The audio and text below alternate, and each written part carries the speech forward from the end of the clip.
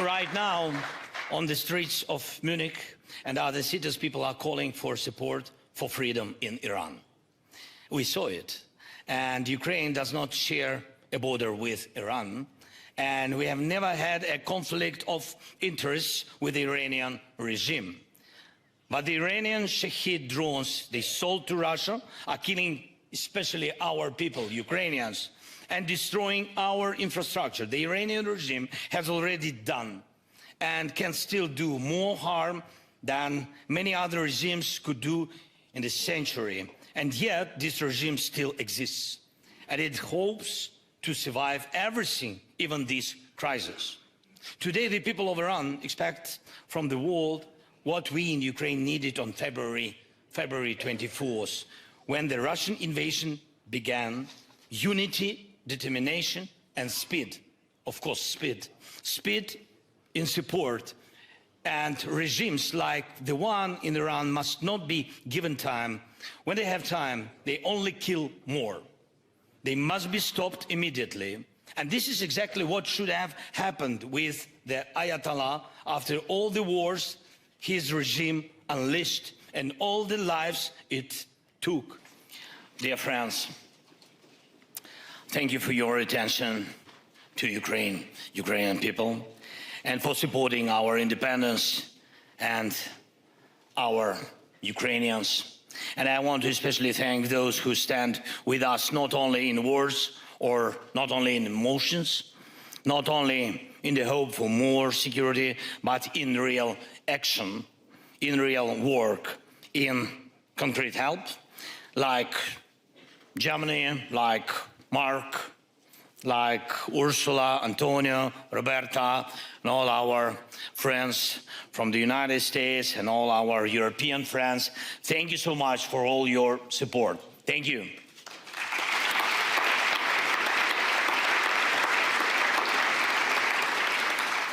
And if you are a European leader and you meet Mark Rutte, you will definitely hear the word pearl. And not just once, and very serious things, really. He starts and ends every conversation with a call to support pearl. And he's right to do so. Thank you, Mark. Pearl is a program that allows us to buy Patriot missiles in the United States and other weapons that protect Ukrainians from Russian attacks, of course. Most of the air defense missiles that can stop Russian ballistic missiles come to us thanks to Pearl. And Pearl exists because of Europe, it's true. Europe is paying for our ability to stop ballistic attacks. Thanks everyone who helps us. Thank you.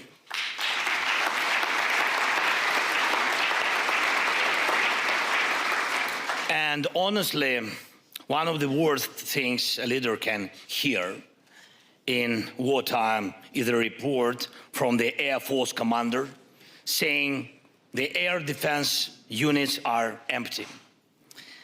Empty, and they used the air missiles to stop Russian strikes, and there was no resupply, and intelligence says a new massive attack may come in a day or two.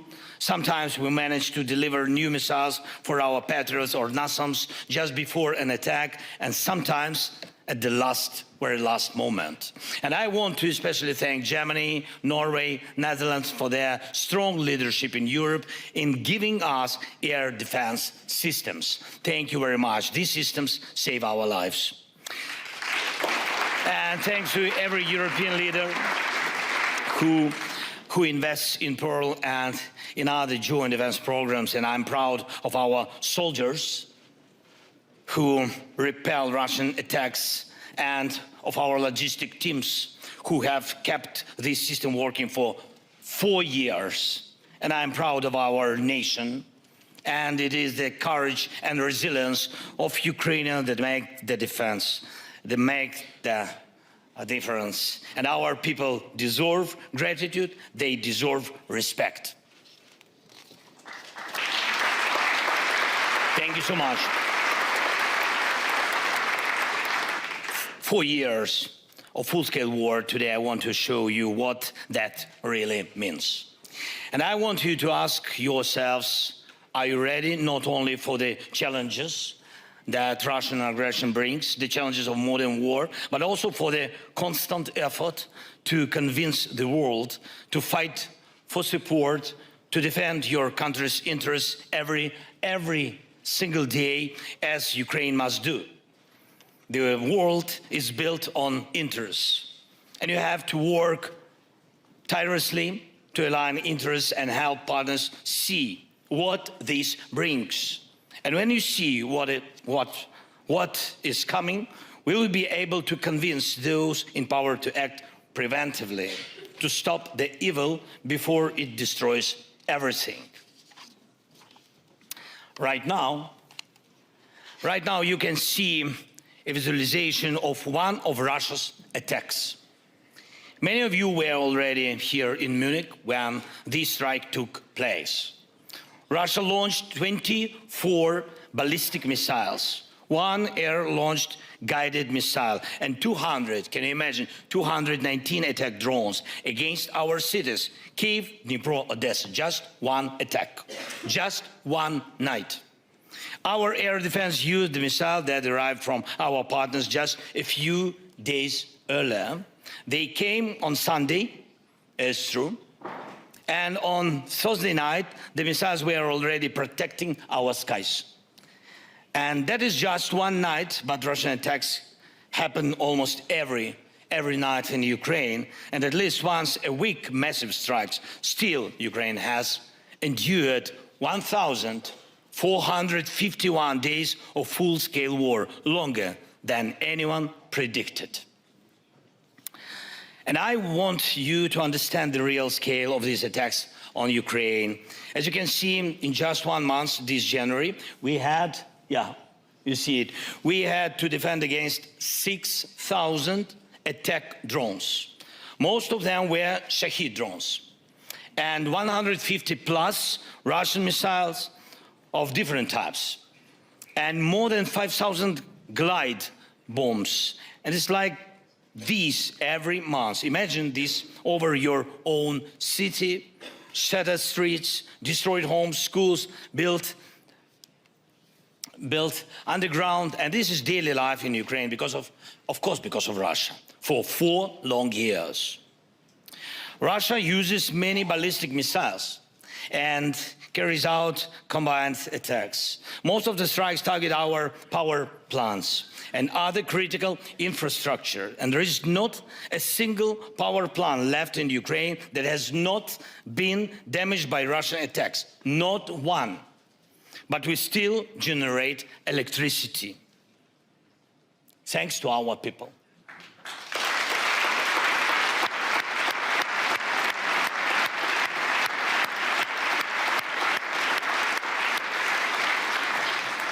And we have kept our system running thanks to physical protection of the facilities and thanks to everyone who helps us with air defense. Just as important, Ukraine still has power because of our people, thousands of workers who serve millions. And when I see our energy workers, our repair crews, rescue teams, I see something that is often missing in politics.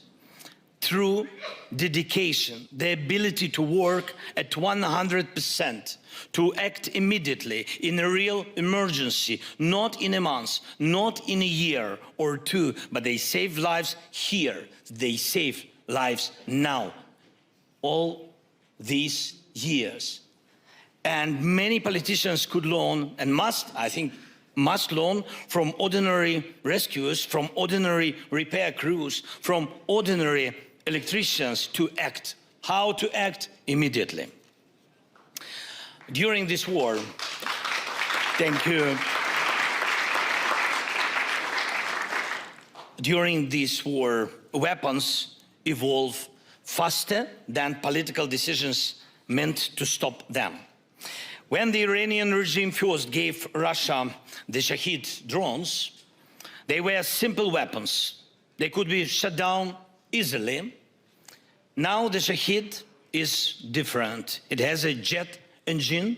It can fly at different altitudes. It can be guided by an operator in real time. And it can use Starlink to reach its target. It can even carry other drones, acting as the, how we say, mother drone for FPVs.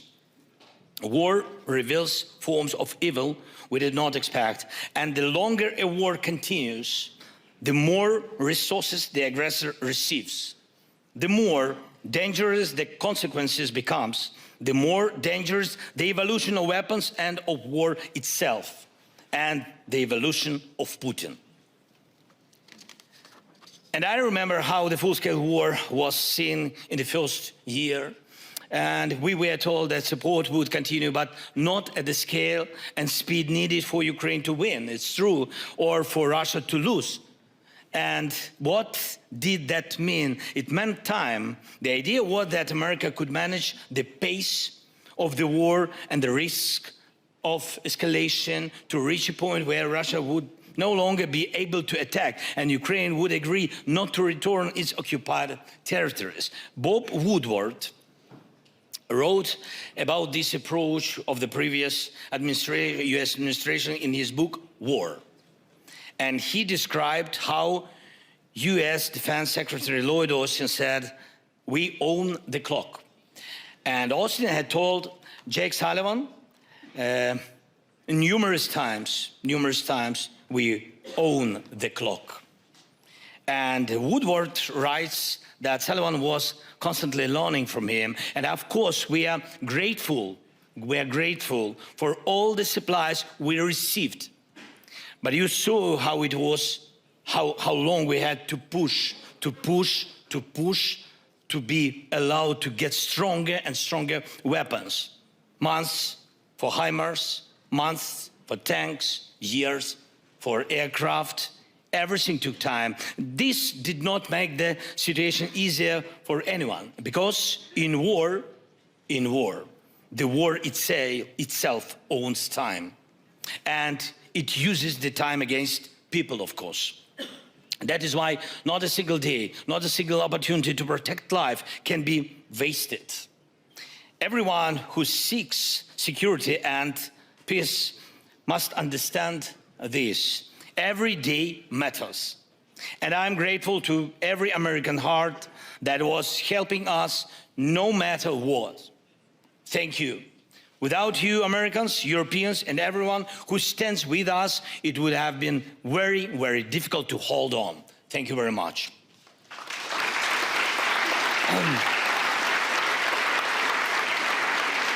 Right now, on the streets of Munich and other cities, people are calling for support for freedom in Iran.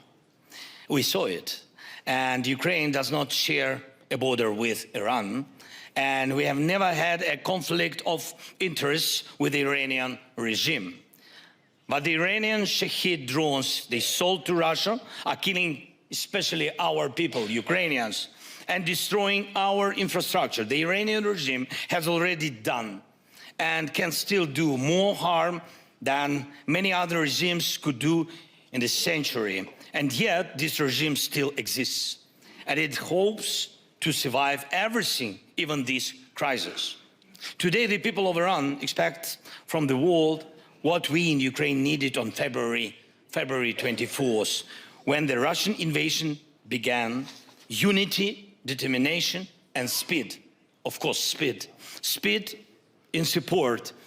And regimes like the one in Iran must not be given time. When they have time, they only kill more. They must be stopped immediately. And this is exactly what should have happened with the Ayatollah after all the wars his regime unleashed and all the lives it took. And with Putin as well, after the war in Georgia, after Syria, after 2014 and the occupation of Crimea. But even in these conditions, when we cannot know how long this war will last, we do everything to keep life going. And today, Ukraine has more experience than anyone in the world in defending against all types of drones. Every night we face fewer than 100 Shahed drones. Some nights there are 400 or even 500 attack drones. And Ukrainians shut down almost 90. Can you imagine? 90% of them. But still not 100. And we are doing everything to increase that rate. Among other tools, we use different types of interceptors. And what you see now are real videos of those interceptors, by the way. Together with our partners, we are producing more and more of them each day. And we will reach the point where we produce enough to make Shahed drones meaningless for Russia. But the key words here are together with partners. And there is no country in Europe that could rely only on its own technology and money to defend itself. In a full-scale war, no one would stand alone. That is why, while we invest in interceptors and protection, Russia invests in breaking unity between all of us. Our unity with you, unity in Europe, unity in the Euro-Atlantic community. They want to break it. Why? Because our unity is the best interceptor against Russia's aggressive plans. The best one. And we still have it.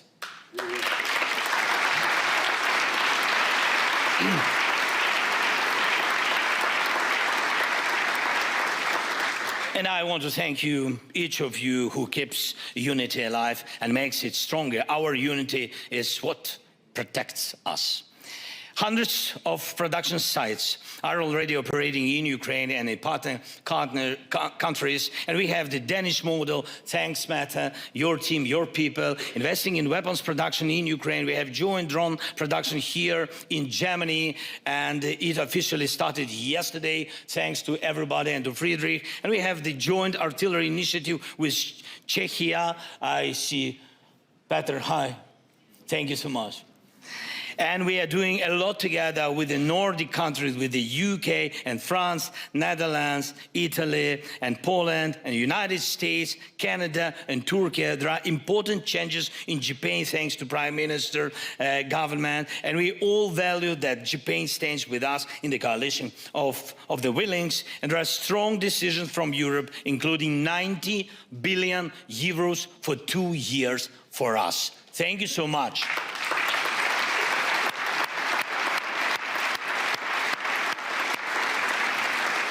And this is a serious guarantee of Ukraine's financial stability. And thank you for every strong decision for all our joint work. But let's not close our eyes to the problem.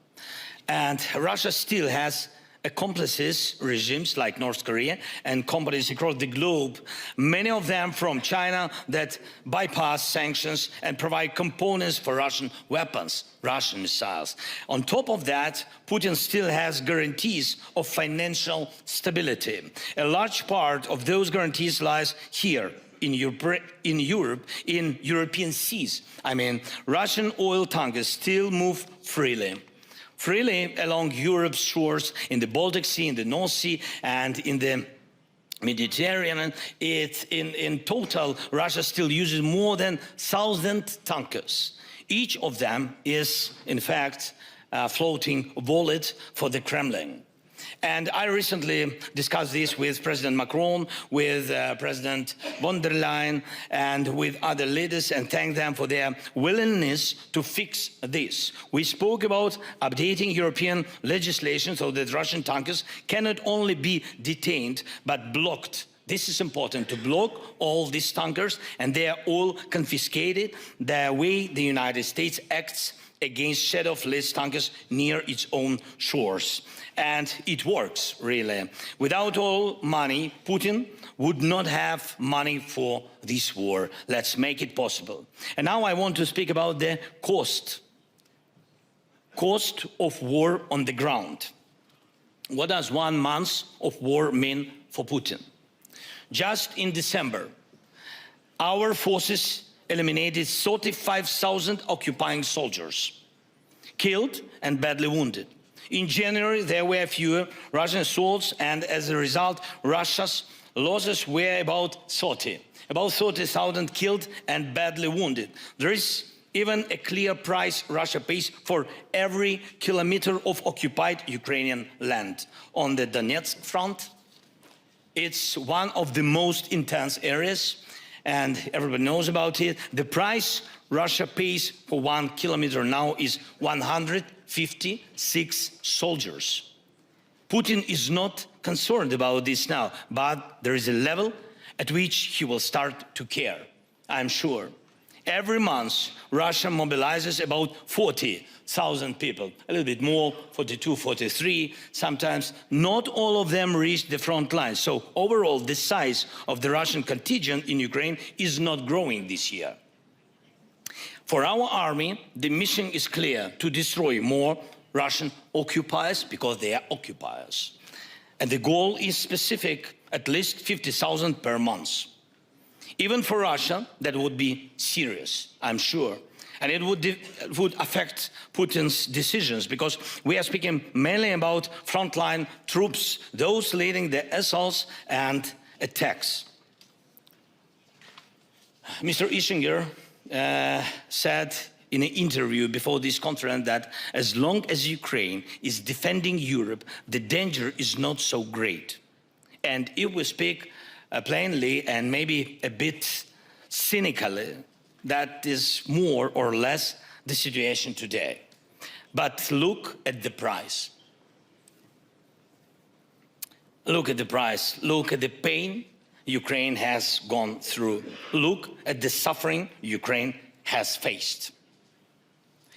It's Ukrainians who are holding the European front. Behind our people stand an independent Poland and the free Baltic states. There can be a sovereign Moldova and a Romania without dictatorship. And even one victor can think about how to grow his belly, not how to grow his army to stop Russian tanks from returning to the streets of Budapest.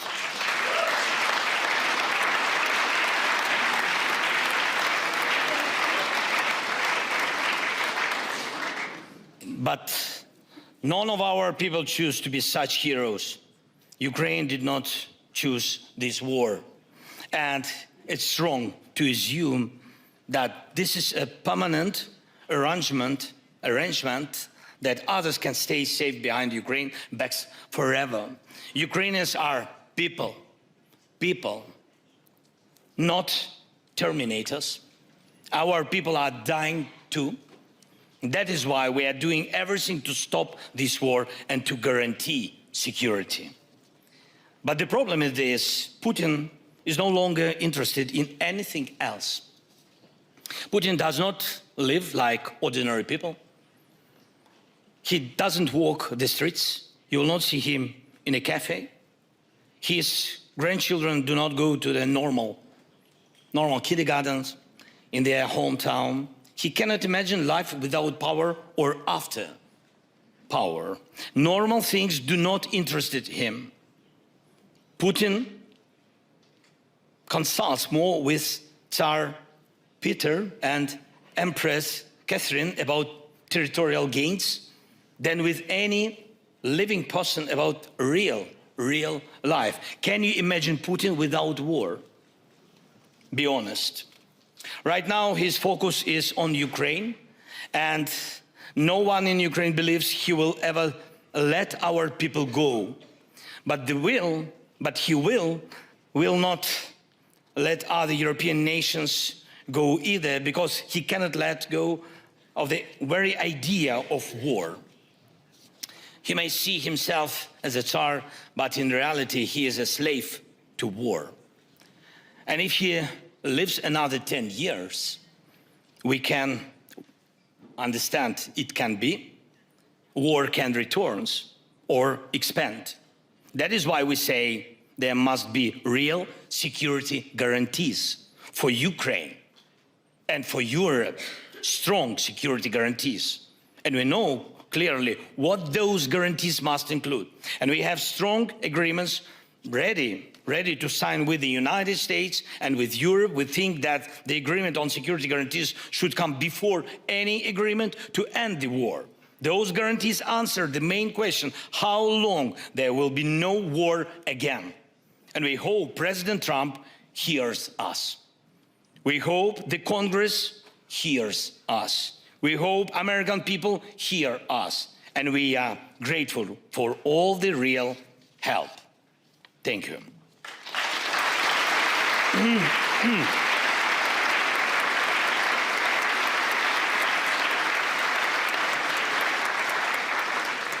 We are doing everything, truly everything, to end this war, and this war can end and security can be guaranteed. Before the invasion began, we told the world, act now, please, act preventively so the invasion does not happen. And I sent our commander-in-chief, at that time it was General Zelensky, to speak with the American side and to explain what Ukraine needed to defend itself. And I said, tell them we need javelins, stingers, and real weapons, something real to stop the Russian army, so they see we are not standing with bare hands. It was very important, but the most practical advice General Milley could give Ukraine at that time was simply dig trenches.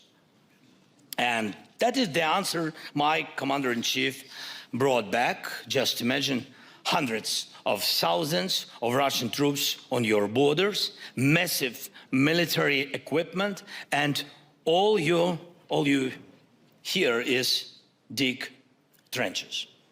So if Russian troops enter Lithuania, God bless, no, just like example, if, or another country on NATO's eastern flank, what will the allies hear then? Will they hear that help is on the way? Hope so. Or will they hear dig trenches? Or something else? We must have the ability to give a strong response to that threat. And that is why we are talking about a joint European defense policy. That is why we need American backstop. That is why Europe needs Ukraine. The Ukrainian army is the strongest army in Europe. Thanks to our heroes. And it's simply, I think it's simply not smart to keep this army outside NATO.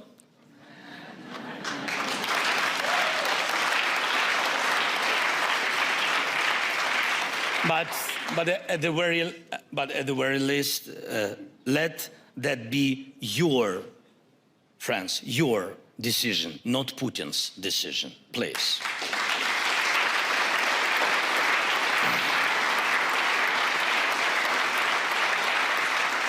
And today, among the things that unite Europe most strongly, there is also fear. Not fear that Ukraine might one day join NATO, but fear about whether NATO will even exist. But we support NATO and hope that NATO will be each day stronger and stronger. God bless. And right now, much of our cooperation with Europe and with other NATO partners and cooperation inside the alliance, including the historic decision to move toward 5% of GDP on defense, is a response to that fear. I think it's a correction of past mistakes, and it is an investment in the future, security, and it is a guarantee that NATO will not only exist, but will act if, God forbid, it's ever needed. Dear ladies and gentlemen, more and more often now many former officials from different countries say they warned about this war and that they said the invasion would happen. They remember what they said, and in most cases they greatly improve their own story, but none of them can say what they actually did, what they did to prevent the invasion. All these stories are about one thing, just one thing, shifting responsibility away from themselves. And what did Russia see in 2021? Putin sat as an equal with the President of the United States in Geneva. And he felt he could reshape Europe and the world, at least. And there were no preventive sanctions against Russia, and there were no serious defense packages to show that we could stand up to Russia. Look now, our great guy, our athlete, Vladislav Graskevich.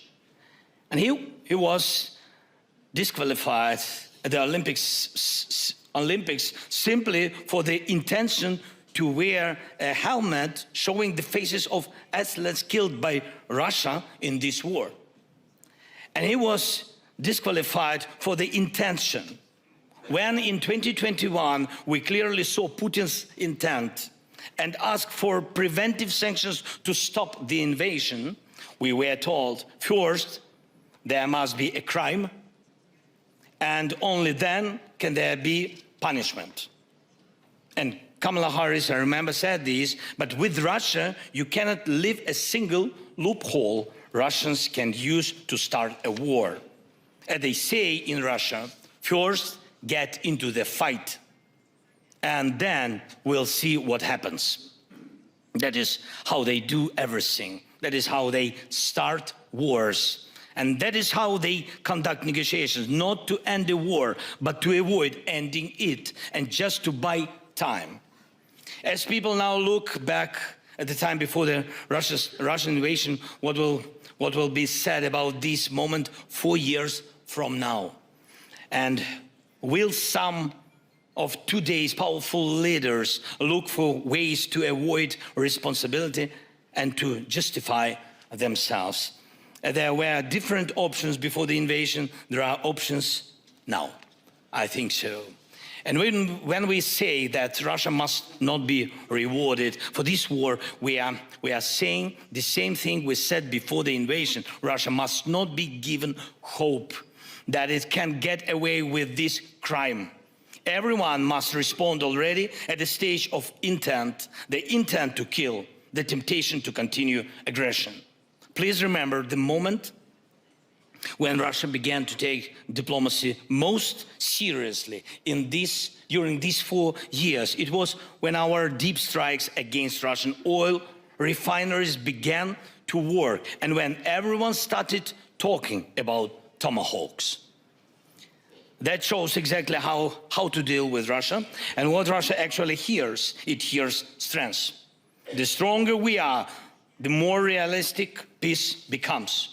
A lot of time now is spent on negotiations. We truly hope that the trilateral meetings next week will be serious, substantive, helpful for all of us.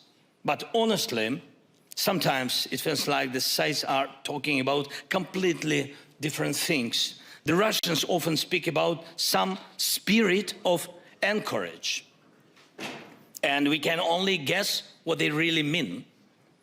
The Americans often return to the topic of concessions, and too often those concessions are discussed in the context only of Ukraine, not Russia. Europe is practically not present at the table. It's a big mistake to my mind, and it is I think we Ukrainians who are trying to bring Europe fully into the process so that Europe's interests and voice are taken into account. This is very important. And Ukraine keeps returning to one simple point. Peace can only be built on clear security guarantees. Where there is no clear security system, war always returns. Ukraine will do everything, truly everything, to make these negotiations successful. We have invested in this process, and we are in constant contact with Steve Witkoff, with Jared Kushner, and with everyone President Trump appoints. Today, we are meeting with Secretary of State Marco Rubio, and Ukraine wants the result of all these efforts to be real security and real peace. Real peace. Not what came out of Geneva in 2021, not what the Russians hope for from this so-called spirit of anchorage. And it seems Putin hopes to repeat Munich, and not Munich 2007, when they only spoke about dividing Europe, but Munich 1938, when previous Putin began dividing Europe in reality.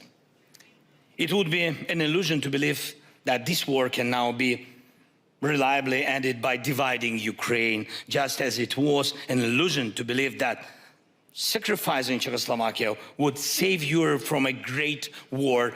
And when people ask today what the price of a deal could be, our answer is simple. The main thing is that in 4 years, the civilized world is not forced to justify itself again, to shift the responsibility, and not forced again to look for someone else to blame.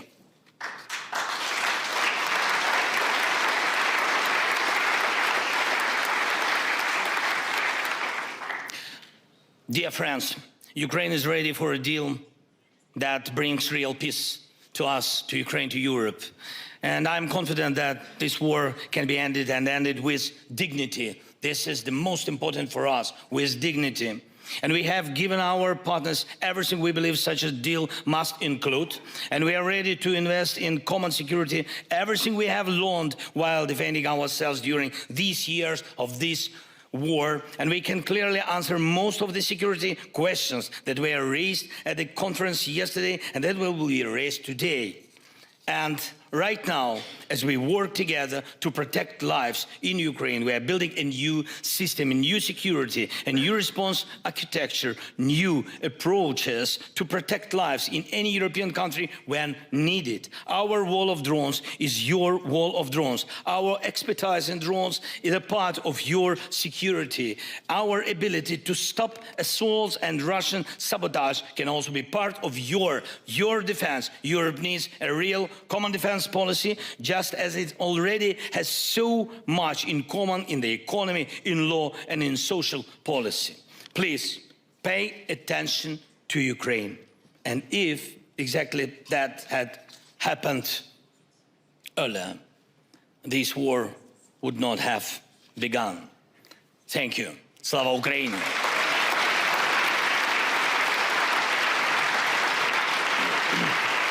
Thank you.